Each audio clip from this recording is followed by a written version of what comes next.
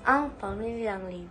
Ang Pamilyang Lim ay binubuo ni Mang Magnus, Aling Ariana, at ang kanilang anak na sina Gio at Chino. Sila ay nakatira sa isang bahay na nagsisilbing kanilang tahanan, puno ng pagmamahal at pagkakaisa. Si Mang Magnus ay isang masipag at patyagang ama. Araw-araw siya nagtatrabaho upang matustusan ang pangangailangan ng pamilya.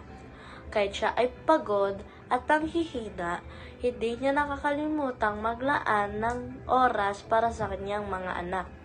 Si Aling Ariana naman ay isang mabait at papagkalingang ina. Siya ang ilaw ng tahanan na nagbibigay ng ligaya at kasiyahan sa buong pamilya. Ang kanyang mga ngiti at yakap ay nagbibigay ng galak at tuwa sa lahat. Si Gio at Chino naman ay masunurin at magalang na mga bata. Mahilig silang mag-aral at tumulong sa gawaing bahay. Sa kabila ng mga pagsubok at hamon sa buhay, nananatiling matatag at patibay ang Pamilyang Lim. Pinatunayan nila na ang isang pamilya na puno ng pagmamahalan ay tunay na mahalaga at makabuluhan.